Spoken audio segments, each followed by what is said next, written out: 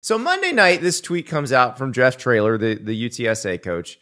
Dear NCAA football, he tags NCAA football. How does UTSA football report Power 5 schools who are trying to poach our young talent? How much evidence do we really need to make this not be a part of our game? Okay. Here's the thing. You don't really need to tweet at the NCAA Twitter account if you're the head coach of a football team. You can talk to your compliance director. You can talk to your AD. You can talk to your conference office. You can call the compliance person in the conference office of the school you're mad at. They could also call Andy Staples. You could call the NCAA. You have the numbers. You could do that. Instead, just send out a tweet, which leads me to believe that you're not that serious about it. And now we get Mack Brown. Mack Brown had a press conference to preview the Holiday Bowl against Oregon. And he was talking about Drake May. And he was talking about hiring a new offensive coordinator and how Drake May got some input, not necessarily like hiring the guy, but got to talk to folks. And Mack and Drake talked about the different candidates and their merits. And this is part of the reason why. And then the other thing in the hiring process is Drake got offered a lot of money to go to different schools, and it's tampering. It's 100% tampering, but he got offered the money, and he decided to stay. So for the first time in my career, I had him talk to a couple of the candidates I was talking to, because it was important for me, not that he hire, but that I wanted his opinion before they got here, because he decided to stay, and he could have very well left, and most people would have left, and he believes in this place. He believes in this university, and it's his school, and that's why he stayed, or he would have gone if it had just been about the money. So I promised him I would get him a great teacher and would help him with footwork and would help him with his throwing motion. And Chip is a great teacher of quarterbacks. Chip is Chip Lindsey, their new offensive coordinator.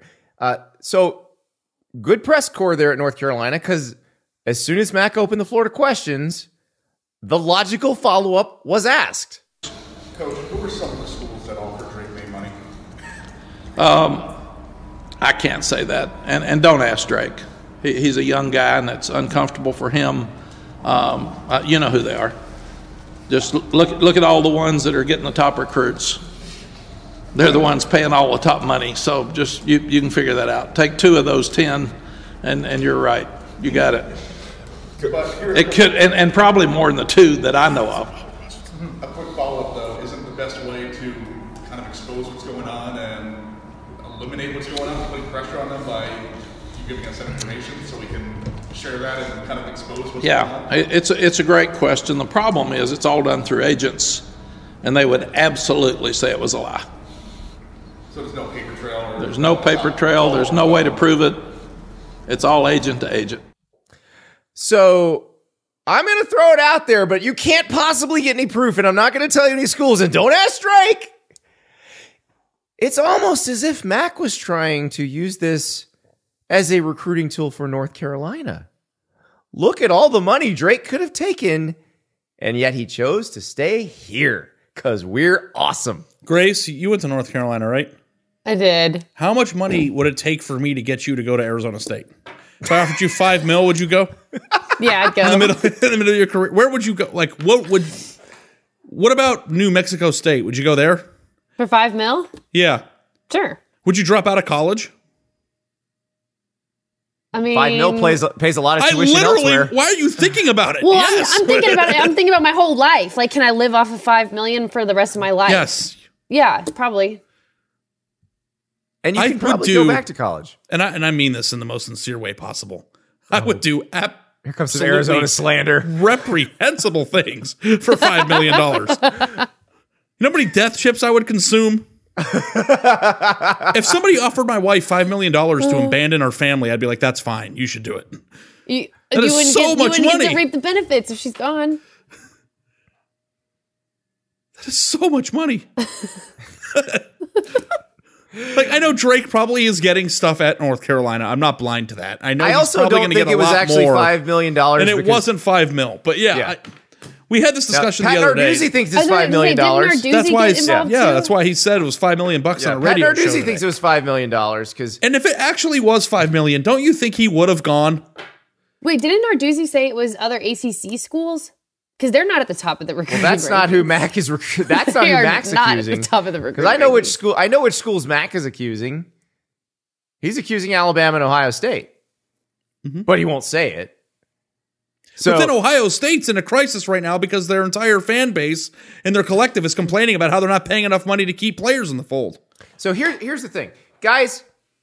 Pop quiz: who runs the NCAA? Who makes the rules? I don't think there are rules. No one. Well, there are. There's a 400-page book. book. The schools. The schools and their presidents. Schools, that's correct. All right, so the schools make the rules. So if the coaches who work for the schools are that concerned about this, would they not make stricter rules regarding tampering, like with some draconian penalties? Like if you're caught tampering with a player who is not in the transfer portal, you get a 10-year show cause. Just like that. You could pass that rule tomorrow. Why have they never passed it? It's almost like they don't actually care. And they want a built-in excuse when things go wrong. Also, people who accuse people. I'm just trying to think of like how to say this right the right way. And then Max using it, Max spin zoning it to make it a recruiting pitch, which I think is kind of awesome. Well, the Kinda thing smart. that's so interesting though is that like, and this is like not a great analogy, but it's the only one I have right now. Like they're all in the mob.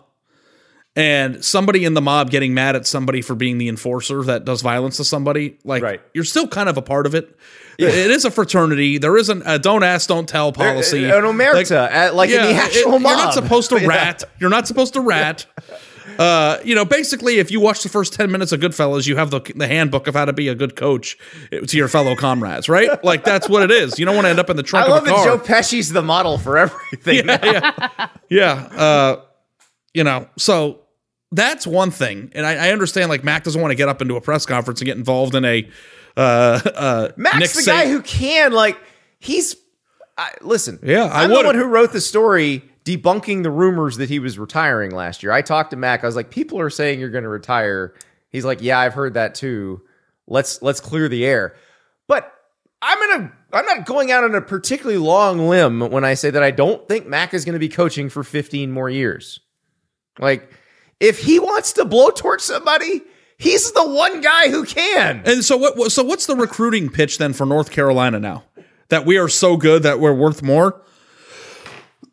Yes. We're worth more than the money? We are so great that players will turn down gobs of money to play at schools that are much more successful than us at football. Like, that's the pitch.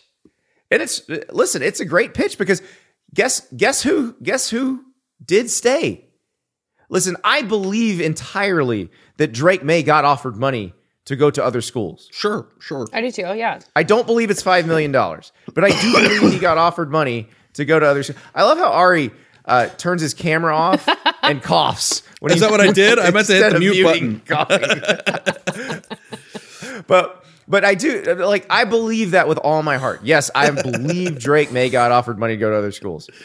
Oh, but for sure. Yeah. No, but Drake May also was committed to Alabama and flipped to North Carolina originally. So I was going to say it's a hell of a recruiting pitch for a school that doesn't have a commitment from a single top 200 player in this year's cycle. Right. And it's also, let me ask, let's play a game. Well, Ari I love it when Ari says, let's play a game, Grace. How many schools in the FBS could Drake May play for the next 2 years and still be a first-round draft pick? Is it all of them?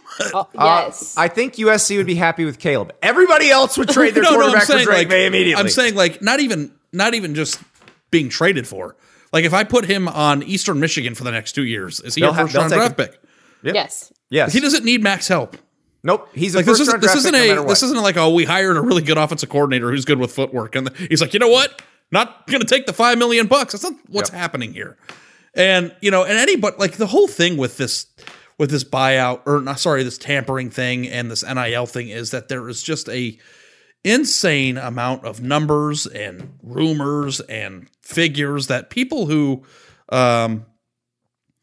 go on radio shows, whether they be coaches or agents or fans. It doesn't matter. And like 85% of it is just not true. Right. And here's the thing. It behooves the agents and the middlemen and everybody and the players too to artificially inflate this market, just as it behooves the coaches for their agents to artificially inflate. Like Ray Tanner, the athletic director at South Carolina, really believed Will Muschamp was going to get the Auburn job if they fired Gus Malzahn, which they didn't end up doing. And that's how Will Muschamp got a giant extension that South Carolina then had to pay out when they fired him. Like, these guys are bad at this.